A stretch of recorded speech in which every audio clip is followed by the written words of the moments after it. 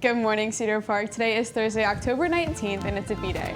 This morning, catch the latest hits from one of CPHS's most musical clubs. And learn how the Fellowship of Christian Athletes are changing things up this year to be more inclusive. Plus, in this morning's brief, Governor Abbott is sending support to U.S.-Mexico border in New Mexico and find out how Winnie the Pooh has left some elementary students traumatized. Also, Maddie Cooper is in the studio for T-Wolf Spotlight with basketball captain Avery Almer. Turn it up because the Wolfcast starts now.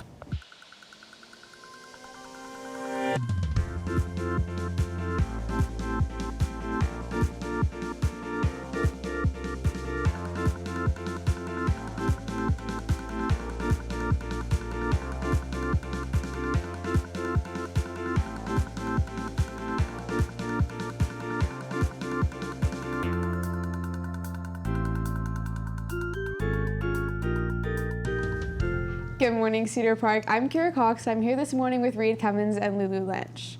Students at CPHS with a love of guitars, drums, and singing may find a home in the student-run Garage Band Club. The club is devoted to everything to do with music and was founded last school year near the end of the second semester. Now they're back, and members say they're ready to take CPHS by storm. Club President Trevor Von Wupperfield says the club aims to create a great space for students to express their love for music and around other student musicians and make connections. He also says that they are looking forward to more performances this year. As of today, we are entering about a little over a half year. We have a couple concerts we'd like to do. We've been invited to play at the boys' basketball games, so that's a really exciting possibility for us. I've found that the musicians of Cedar Park never fail to amaze. We've had just some astounding musicians come in here over the short time we've been a club. So I'm really excited to see what we'll be able to do this year. Garage Band is open to everyone here at CPHS, even for those with no musical experience. Students interested can stop by Tuesdays and Thursdays after school in room 5019. Fellowship of Christian Athletes, also known as FCA, is rebranding this year to Fellowship of Christian Students, or FCS, as a way to encourage non-athletes to also be a part of their student-led ministry. The group is led by Claire Vermillion and Gavin Horton, focusing on building up the faith of student members. FCS takes time during DEN to have students of all different backgrounds to come together and study the Bible. During this time, they listen to a sermon or message to help kick them off into their study. Then they get into their discussion groups with people based on their grade and gender. FCS leaders like J.F. Philippos hope to provide students a place to build fellowship with those around them and better the community. I really love it, honestly. I think it's really fulfilling for me to have older people to talk to about things, especially just being an underclassman. And it's also just really loving to know other people within my grade who I wouldn't usually talk to because of I don't have classes with them, or I just don't do the same things they do. FCS is open to anyone. Those interested can portal to the FCS Club Den. They meet every Thursday in the cafeteria or lecture hall. Tuesday. Up next, reporter Charles Corson has today's headlines in this morning's brief right after these announcements.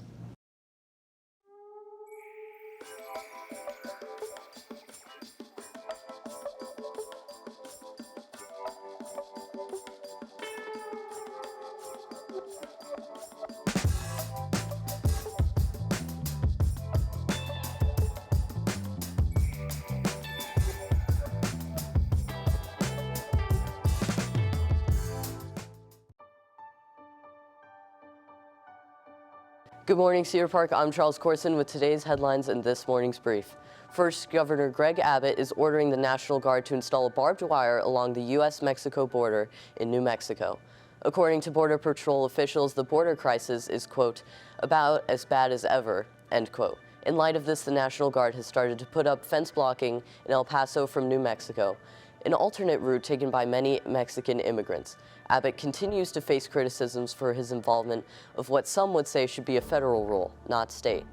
Next, an Austin police officer accused of deadly conduct during 2020 police brutality protests is no longer facing charges.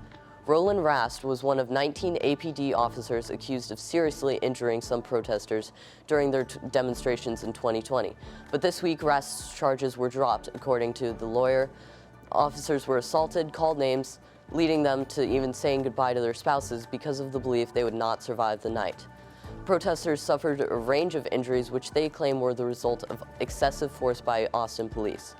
And Pop star Britney Spears' upcoming memoir is already hitting the top of Amazon's bestseller list before its release next week. The book is already making headlines, with Spears opening up about an abortion she had as a result of pregnancy with then-boyfriend and fellow pop star Justin Timberlake. She also shares about growing up in Mississippi and her controversial ship, which made worldwide headlines last year, sparking a Free Britney movement.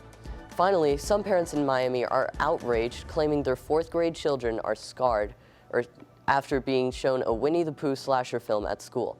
On movie day at the Academy for Innovative Education in Miami Springs, fourth-grade students chose Winnie the Pooh, Blood and Honey, an unrated horror movie film based on classic children's character Winnie and Piglet.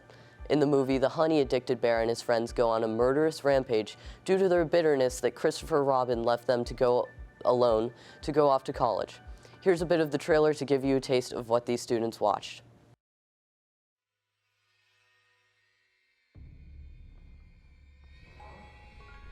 You know, you're the first person I ever shown this place to. And why am I so special? Because soon we'll be Christopher and Mary Robin. You should be close now. We're not going to find them. We will. Pooh, Piglet, Eeyore, we were friends for many years, and they're out there. Christopher, we need to leave. Now. I really need to find out what's happened there, okay?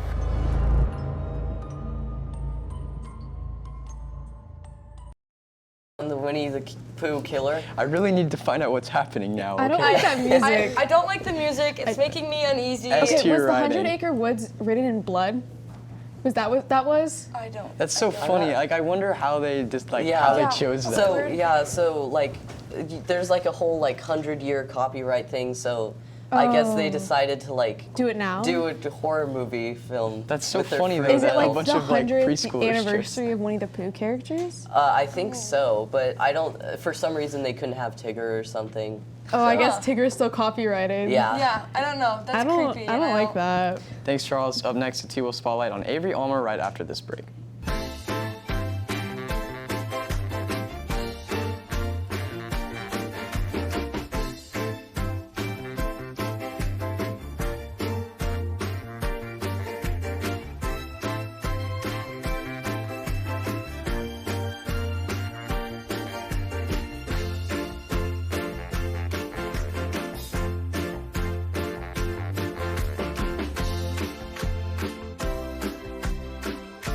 Good morning, Cedar Park. Today I'm here with Avery Almer, a 3-year state qualifier for track, along with previous track and basketball captain. Avery, how are you doing today? I'm good. How are you? I'm doing good. All right, so I want to start with track. So how long have you been running? I've been running track since 7th grade. Okay, so that hasn't been that long. and No, you've no, qualified not at for all. state for 3 years? Yes. Wow, how did you get to that point? I don't know. Running is has been one of those things that's always come natural to me. Like in elementary school, we'd race the boys at recess, and I always was fast, and I was like, oh, like this is weird. And then 7th and 8th grade, I joined track because we had to do it for basketball off season. And then I was like, oh, like maybe I could be good at this. And then I joined freshman year, and then I got put on varsity. And so then I was like, oh, like I really could do this for real. And so then I just got into it. But it's always just been natural for me. Yeah. Like I don't. So you've been on the varsity team for 4 years? Yes. Oh my goodness, that is so incredible. No, thank you. And so you also told me you were part of the sprint medley relay team, Yes, correct? yes. So who all was on that team with you? It was me, Amani Graham, Brenna Cornell, and Isabel Conde de Frankenberg last year. And that relay, it's a 200, a 200, a 400, and then an 800. And then I ran the 400, so I ran the third leg. And we broke the school record with that, and we won Texas relays with that. And then we also had the fastest time in the nation. Yeah, and you had the fastest time for 2 seasons, correct? Mm-hmm. Yes, How yes, did it feel we did. to break your own records? It was really like surreal because you see all these schools like from all over the nation, and then you see like your school up there at the top, and you're like, That is so crazy, and it just kind of like affirms that everything you've been doing is right, and like everything that you've been practicing is right. And then I don't know, it's just really gratifying to see because we work so hard every day, and we come in so early to practice outside, and so it's like everything that we do has a purpose, and it like works out really well for us. So it's just like very gratifying to feel. Absolutely, that is such an incredible achievement. Thank you. Congratulations. Thank you. That's absolutely amazing. So now I want to move on to basketball. Yes. You were also the basketball captain, correct? Correct. And you are again this year, right? Yes, I think so. So how long have you been playing basketball? I've been playing basketball since 3rd grade, so that one's been a long time. I've been playing basketball for a long time. And between the two, which one do you feel more inclined to? I feel track because I'm just like, I've naturally been always good at track, but basketball, for me, it's more of a challenge because I have to work harder at that, which is, I like basketball in that way because I have to like work for it, which I also have to work for it in track too, but like I have to work harder for it in basketball. But I'm probably more inclined to track. But I still love both of them. So. And so with basketball, y'all are having a fundraiser this Saturday, correct? We are. It's called Hoop Fest, right? It is. Could you tell us a little bit more about that? So Hoop Fest, it's a fundraiser. We've been doing it for like so many years, and basically every player on the team shoots 100 free throws, and the goal is to get donations from people, and they can either just give you a flat donation of however much they want, or they can pledge like per shot donations.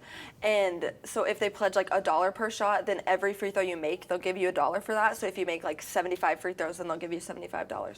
And then on Saturday is when like everybody comes and they can buy like plates of barbecue, and they can just come and get together. And we have Saturday practice, so like the community can just come and watch our practice on Saturday. And so yeah, it's just a good time. It's a good time. Oh, that's wonderful. Yeah. So that's in the big gym? Yes, the big gym is where we'll have our practice, and then in the cafeteria starting at noon is when we'll have like the barbecue plates and everything like that. Okay. Yeah. Is there anything else you'd like to add? No, I don't think so. All right. Thank you so much for joining me here today, Avery. Make sure to reach out to the varsity basketball team to donate to their Hoop Fest fundraiser this Saturday. With CPHS News, I'm Maddie Cooper. Back to the desk. And that's all we have for you guys today. Thank you for taking the time to join us during your den. You can catch anything you missed and more on our X, YouTube, or TikTok at CPHS News. Join us tomorrow for a day in the life of a football player, your Friday sports report, and your weekend destinations. With CPHS News, I'm Lily Lynch. I'm Reed Cummins. And I'm Kira Cox. Remember to make it a great day or not, the choice is yours. Have a totally tubular Thursday, Cedar Park.